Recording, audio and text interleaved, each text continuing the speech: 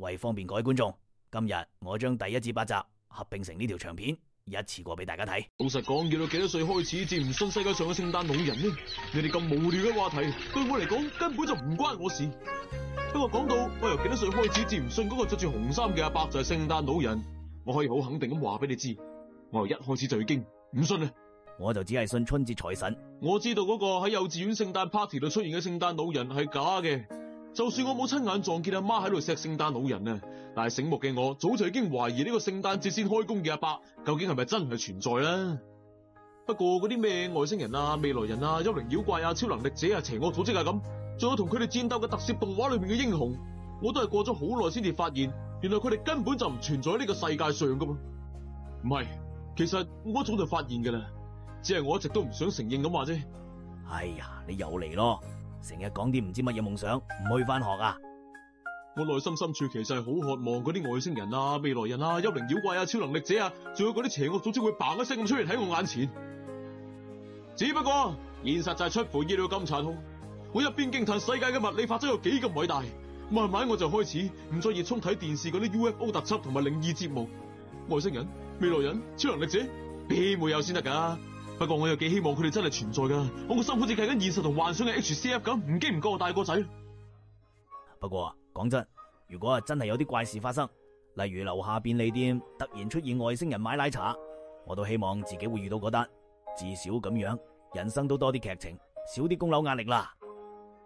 到咗我初中畢業嘅時候，我呢種細路仔時代嘅幻想已經畢業，亦都逐漸習慣咗呢個平凡嘅世界。我就係咁做咗高中生，冇咩遺憾啊！直到有一日，我遇到佢。我喺東國中學畢業，叫涼宮春日。我對普通嘅人類一啲興趣都冇。你哋當中有外星人、未來人、異世界嘅人或者超能力者嘅話，咁你哋就即管嚟揾我啦。係咁多。佢喺度搏出位啊！一另個原來都超級靚女。你哋兩個相遇嗰刻，全世界都靜止咗，因為大家都唔知笑定喊好。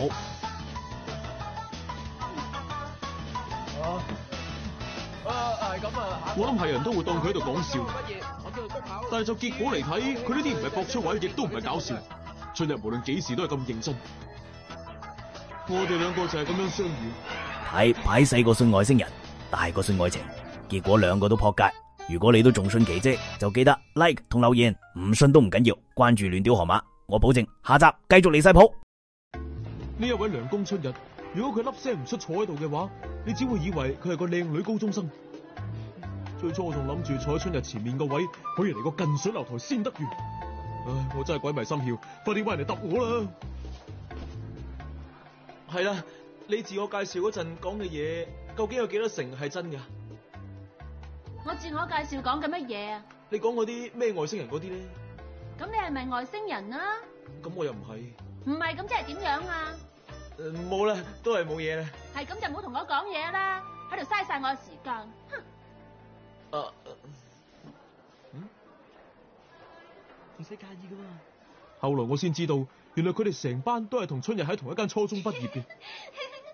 如果你係對佢有意思嘅話咧，我唔會怪你嘅。不過算數吧啦，因為我讀初中嗰3年都係同涼宮同班，所以好清楚佢嘅。呢個人係成日做埋啲超乎常理嘅事嘅，例如佢嘅自我介紹。冇錯啊，佢初中嗰陣已經成日做埋啲冇人知佢做咩嘅嘢噶啦。最出名嗰單就係校園塗鴉事件。即係乜嘢啊？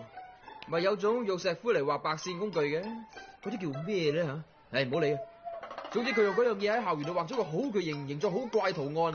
佢仲有夜媽媽入嚟畫添噶。啊！我都有聽過呢件事啊！我記得當時報紙嘅新聞版都有登過，睇落好似係幅畫得好簡陋嘅納斯卡地上畫。你意思係嗰個犯人就係佢啊？佢自己都咁講啦，應該唔會有錯。試過有朝翻到課室，佢將課室裏邊啲台凳全部搬晒出走廊。又試過用油漆喺學校個天台度畫星星圖案，有次仲試過喺學校貼個西古靈精怪符咒添啊！仲係貼僵屍塊面度嗰啲符咒啊！真係唔知佢搞咩嘅。只不過咁，佢又的確幾受歡迎嘅，因為佢個樣生得靚啊嘛，而且運動方面又掂啊，成績方面無論邊科都係咁好嘅。雖然佢係個怪人，但係如果佢唔出聲嘅話，都睇唔出噶。你咪又收到啲咩路邊社消息啊？有一段時間佢不斷咁換畫喎。據我所知，拍得最長嗰個咧就拍咗1個禮拜，而最短嘅嗰一個就係向佢表白成功之後嘅5分鐘就已經俾佢飛咗啦。我冇時間同你哋呢啲普通人類拍拖啊！係咁，一開始就唔好應承人啦。唉，我都係聽翻嚟嘅咋，係講真噶，我都唔知點解人哋同佢表白，佢又點都唔會拒絕噶，所以我趁你俾性格美少女俘虜少男科心前講定先，死心吧啦。死唔死心都唔關我事，我對佢都冇興趣。如果俾着我揀嘅話，呢一班裏面嘅首選就係佢啊。哦，朝倉良子，佢可以話係成個1年級嘅女生當中頭3甲嘅人馬。高中1年級嘅所有女生，你全部都 check 過晒啊？梗係啦。想知點發展？記得follow我亂屌河馬。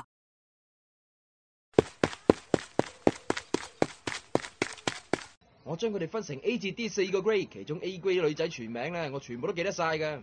係咁，招倉同學就係屬於 A grade 啊？佢係屬於 AA plus 㗎。我肯定佢嘅性格都一樣好好嘅啫。頂超倉同學個 AA Plus 啊，係咪即係茶餐廳 A 餐加雙拼咁巴閉啊？係啊。呢段時期，涼宮春日佢仲係好安分守己，對我嚟講呢個月都算係非常之悠閒嘅。只不過春日嗰啲怪異行為嘅徵兆，其實喺呢段期間都已經開始浮上面㗎啦。點解我會咁講？線索1，佢每日都會轉髮型嘅。星期1、2、3、4、5，隨住日數嘅增加，辮仔嘅數目亦都會增加。到咗星期1就會 reset 翻做0，然後每日紮多一條，直到星期5。究竟星期日個頭會紮成點嘅咧？我都好想睇下。禮拜5紮到成個西遊記蜘蛛精咁款，星期日會唔會變成科學怪人嘅髮型啊？線索2，上體育堂嗰陣係男女分開上嘅，女仔係喺單數班房度換衫，而男仔就要去雙數班房嗰度換衫。不過佢唔理男仔係咪出晒班房，就會斯斯然咁除晒上身嘅水手校服。係啊！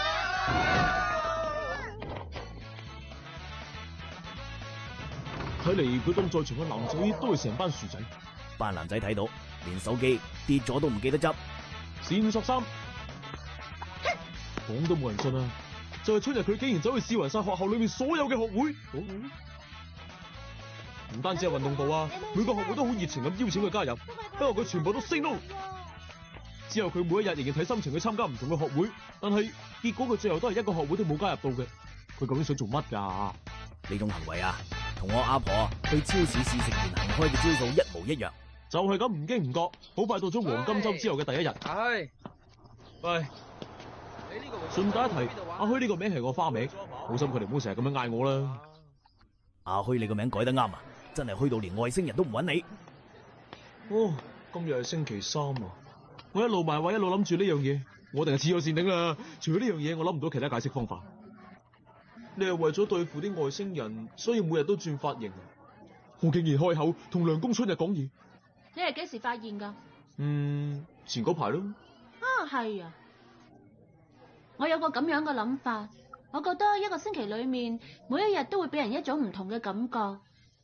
以顏色嚟講，星期1就係黃色，星期2係紅色，星期3係藍色，星期4就係綠色，星期5就係金色，星期6係啡色，至於星期日就係白色。其實我大概都 get 到佢意思嘅，即係如果以數字嚟表達，星期1就係0，至於星期日就係6咯。係啊，但係我就覺得星期1應該係1先啱喎。你理得我啫？我有問到你意見咩？係啊。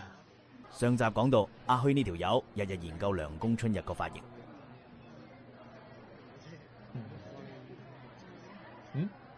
喂，你兩個係咪學緊通關版核酸碼系統對焦啊？睇到眼都謝。我以前係咪曾經唔知喺邊一度見過你啊？冇見過。所謂契機，通常都係一啲微不足道嘅事，而呢件事的確成為咗我哋開始傾偈嘅契機。但係我最驚訝嘅都係春日佢正常咁答我，而唔係你好煩啊，蠢材，同我收聲啊，呢啲有咩所謂？我仲以為佢實會咁樣同我講嘅添。所以第2日見到春日佢一口氣剪短晒佢成把長頭髮嗰陣，我真係覺得有啲 hurt 嘅。喺我同佢講完髮型之後，第2日就去剪晒啲長頭髮，分明係睇我唔順超嘅啫。喂，人哋剪頭髮關你鬼事啊？冇咩點解？嗰次之後，喺上早會之前嗰少少時間，同春日傾偈已經成為我每日例牌做嘅事。拍拖個男仔係咪真㗎？阿虛，你個八卦精，究竟點解我一定要同你講埋呢啲咁嘅嘢啫？雖然唔知你喺邊度聽翻嚟啊，不過唔緊要啊，橫掂大部分都係真嘅。咁多男仔之中，你想認真同佢拍拖嘅真係一個都冇啊？一個都冇。嗰啲男仔每一個都係喺度懶認真，成班都白痴咁，而且又唔係外星人、未來人，又或者超能力者喎。唔係都好正常啫。仲有啊，個個都係喺電話度同我表白，咁即係算點啫？呢啲咁重要嘅嘢，梗係要當面同人講噶啦。哦，呢樣又啱啊，暫時附和下佢啦，出嚟直接講。其實呢一點都唔係最重要啊。咁即係點啊？最重要嘅係，唔通呢個世界上好嘅男仔絕晒種，淨係得翻呢啲咁無聊嘅男仔？我由初中嗰陣開始，就已經俾呢個問題搞到好懵噶啦。係咁，你覺得點嘅男仔先叫做好啊？始終都係要外星人。外星人或者係同 level 嘅生物都可以。總之只要唔係普通人類嘅話，係男係女都好，我都冇所謂。點解你係都要咁執着，一定要人類以外嘅生物嘅啫？因為佢哋有趣過人類好多。喂，仲睇快啲手，快啲關注啦，遲咗就冇得睇噶啦。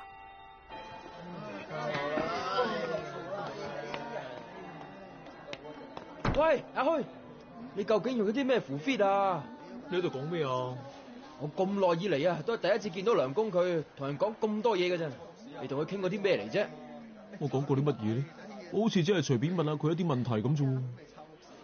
簡直係驚天動地啊！阿虛不嬲都係中意埋啲古靈精怪嘅女仔噶啦。唔好講埋啲令人誤會嘅說話啦。我都好想知道啊，無論我點同梁公同學去傾偈都好，佢始終都係唔肯睬我嘅。究竟點樣先至可以同佢傾到偈咧？係咪有啲咩秘訣啊？我唔知道。不過我總算放心啦。梁公同學一直俾班裏邊其他同學孤立，始終唔係咁好。佢可以識到你呢個朋友，真係件好事嚟啊！朋友啊？咁你要繼續幫梁公同學佢慢慢融入呢一班裏面啊！我哋咁難得有緣到埋同一班，大家應該好好相處先至係噶嘛！拜託晒你啦！你講就易咯。如果以後有啲咩需要通知梁公同學嘅，到時就麻煩你轉達翻俾佢知咯。等一陣先啊！我又唔係佢嘅經理人，點解要我做埋啲咁嘅嘢？唔該你啦。即係叫你做人間 WeChat 啦。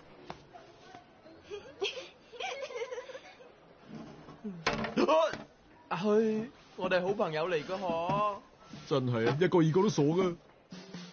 到咗調位嘅時候啦，我伸手入去餅乾罐裏面一抽，就抽到窗口嗰紅油咩所上嘅第二個超筍靚位。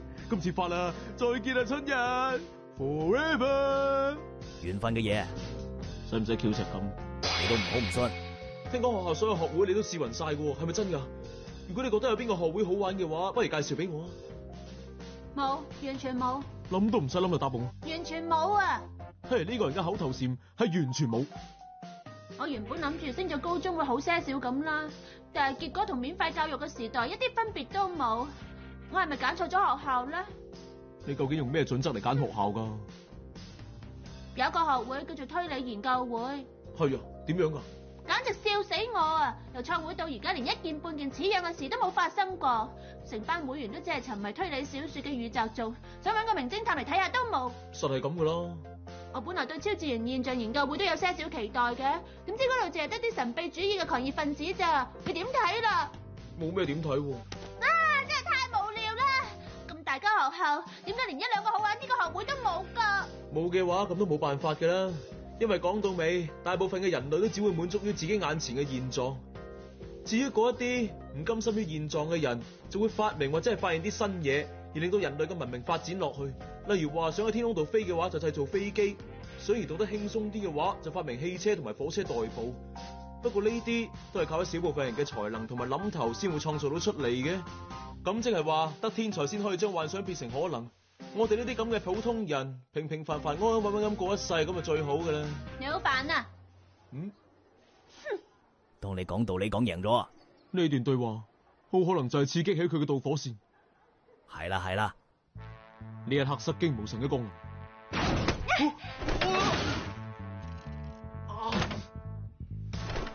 你做咩啊？我諗到啦！乜嘢啊？點解呢啲咁簡單嘅嘢，我要到而家先至諗到噶？你講咩啊？既然冇嘅話，我自己整翻一個咁咪得啦！再問你整咩啊？整學會啊！連阿虛都認命啦。我知道啦。不過你而家冷靜啲先。咁嘅反應算點啊？呢個咁犀利嘅肺炎，你應該要開心先至係噶嘛。唉，不過我哋而家上緊堂。啊，搞好未？搞好未？等陣老師罰抄書，你仲笑唔笑得出嚟？你要幫我手啊？我覺得你似恐嚇我多啲喎。你要我幫你咩啫？咁就梗係整個新學會啦。呢啲只不過你一時興起嘅諗法，點解一定要我幫你手喎？你答咗我呢個問題先啦。我而家要去揾活動室同埋會員翻嚟，你喺放學之前準備定要交俾學校嘅書面資料咧？你究竟諗住整一個乜嘢學會啊？係咩學會都冇所謂啦，總之整咗出嚟先算啦。聽到未啊？今日放學之前要記得幫我調查清楚，而我就去即刻揾個活動室翻嚟，知道未啊？哇，你咁都得啊？要創立個同好會嘅相關規定，人數要5人以上，要決定顧問老師、名稱、負責人同埋同好會嘅活動內容，根本就唔需要專登去查啦，因為學生手冊後面有寫噶嘛。咁你頭先又唔同佢講，不過要我賭幾多都得，春日佢諗得出嘅內容，我寫包單，絕對冇可能符合嗰條充滿創造力與活力嘅校園精神嘅條件。等陣啦，又嚟！由今日開始，呢度就係我哋嘅活動室啦。咪住先啊，究竟呢度係邊度嚟㗎？文化係組織嘅學會大樓，好似美術部、管樂部呢啲，咪會有美術室同埋音樂室之類嘅。其他冇特別課室用嘅學會或者同好會，佢哋全部都會集中晒喺呢一度，通稱舊館。而呢間房就係文藝部嘅。咁原本嘅文藝部咧？佢哋喺今年春天，所有3年級新畢業就會冇晒會員。如果冇新會員加入，就會被校方廢除。想揾多個咁嘅學會都冇㗎啦。而呢個女仔就係今年唯一加入嘅新會員。我都係會員啊。係咁，文藝部即係冇俾人廢除啦。而家都差唔多啦，呢一個人咪即係等於冇。係咁，呢個女仔點算啊？佢自己話冇所謂喎。係真唔係㗎？我 lunch 嗰陣見到佢，我問佢借活動室，佢話可以隨便用嘅。佢好似有書睇就得㗎啦。你哋點解唔問下我啊？不過佢份人又真係幾奇怪㗎喎。你有資格話人咩？喂，你哋當我透明啊？我叫長門有希。係啦，長門同學，呢個人諗住借你呢間房嚟做個唔知咩社團嘅活動室㗎喎，你覺得咁樣都冇問題啊？冇所謂。啊，唔係啊你，咁樣可能會帶俾你好多麻煩㗎喎。唔緊要。你可能會俾呢個人拋走添㗎喎。是但。總之而家就咁決定啦，以後放咗學之後就喺呢間活動室集合，一定要嚟啊，知唔知啊？唔嚟嘅話就判你死刑。我知道啦，我都唔想俾佢判死刑。而家首先要揾會員，起碼仲要揾多2個人先至得啊！你唔係啊嘛？連文藝部嗰個女仔都計埋入去噶啦，你唔係離譜到將人哋當係活動室裏面嘅我都有喺度附屬品噶，求 like 求關注啊喂！你放心啦，我好快就會揾到噶啦，因為我心裏面已經有適當嘅人選。於是第2日，你去活動室先啦。佢咁叫到咯，冇辦法啦，就係咁，我去咗活動室。你喺度睇緊咩啊？好好睇噶，好唔好睇？關你鬼事咩？好特別。係咩？邊部分啊？全部。你好中意睇書噶？你咪喺度阻住我哋大蒙神啦！幾啦？係啊，講你都唔識噶啦。我可唔可以走先啊？真係唔好意思啊，遲咗咁多添，因為要識佢所以嘥咗唔少時間。佢捉翻嚟嘅係一個少女，而且仲係個靚到揼一聲嘅少女。你做乜嘢啊？呢度係邊度嚟㗎？你究竟點解要帶我嚟呢度啊？你無端端點解要鎖喺度門啊？你想點啊？即係同我收聲。等我嚟介紹啦，佢叫做招比萊實酒樓。介紹完噶啦。你喺邊度夾佢翻嚟噶？我邊度有夾佢喎？我逼佢跟我行啫嘛。咁樣有分別咩？我見到佢喺2年級嘅課室發吽哣，咪捉佢翻嚟啦。我喺學校放緊 break 嘅時候，兜勻晒成間學校每個地方幾次，點知每次都見到佢，所以咪認得佢啦。仲以為你放 break 嗰陣唔喺課室去做咩添，原來做埋啲咁嘅嘢。哦，係咁即係話佢係2年級生嚟噶喎。係咁又點樣啊？都係冇嘢啦。佢叫招比萊師姐啊，嗬？點解你係都要搵佢翻嚟啫？你睇清楚佢個樣先啦。佢個樣係咪生得好卡哇伊咧？呢句簡直係金魚佬先講嘅說話。我諗過噶啦，我覺得我哋需要一個外表好萌嘅人喺度。萌咁樣啊？萌啊，妹啊，即係所謂吸引人嘅元素啊！因為基本上大部分會有奇怪事出現嘅故事裏面呢，都一定會有個樣生得好萌嘅蘿莉角色喺度噶。唔單止呢一點添啊！我真係越嚟越嬲啊！唔單止個樣卡哇伊，而且仲勁過我咁多添啊！你係咪傻噶？佢真係好勁好有料噶，唔係講笑嘅，你自己親身體驗下。唔使預我啦，講翻正題先啦。你唔係因為招比萊師姐佢個樣生得好萌，好似蘿莉兼且有巨乳呢啲咁嘅原因，所以就捉佢翻嚟呢度啊嘛？我係噶。佢百無白爛定白痴啊？我覺得我哋需要一個好似佢咁嘅吉祥物角色啊！係啦，19樓，你有冇參加其他學會嘅活動啊？我參加咗書法部。係咁即刻退出啦，因為會妨礙我哋個會嘅活動嘅。各位觀眾，記得 follow 我個頻道，否則第日你俾春日捉到，我都救你唔到啊！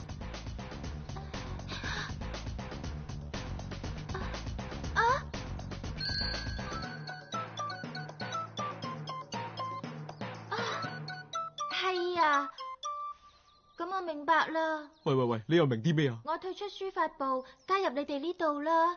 不過我唔係好清楚你哋文藝部係要做啲咩噶。我哋個會唔係文藝部啊。吓？呢一間活動室只係我哋暫時借嚟用噶咋，而你而家諗住加入嘅其實係呢個涼宮春日啱啱創立出嚟，連活動內容同埋名都仲未知道嘅同好會嚟。而家坐喺窗邊睇緊書嘅女仔，先至係文藝部嘅會員嚟嘅。哦，放心啦，個名我啱啱已經諗好咗啦。講嚟聽下。而家係我做嘅現場報道，我哋呢個新成立嘅學會個名，呢一刻就要決定啦。係 SOS 團。令世界變得更熱鬧嘅涼宮春日團，簡稱 SOS 團。笑啦，大家即管笑啦。個名本來應該係叫做令世界變得更熱鬧嘅涼宮春日同好會先啱噶嘛。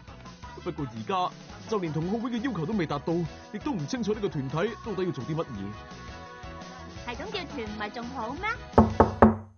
喂，預埋我得唔得啊？門口點解會有隻河馬喺度？喺我哋學校成日都會見到呢隻河馬噶。佢哋好似聽唔明我講乜添。係噃，我唔記得咗佢哋係日本人添。你哋應該識睇漢字噶嘛？加埋隻河馬就夠5個啦。SOS 團成員組成，多咗個未知生物樣本。就係因為春日呢句不知所謂嘅說話，我哋嘅學會名就咁樣決定咗啦。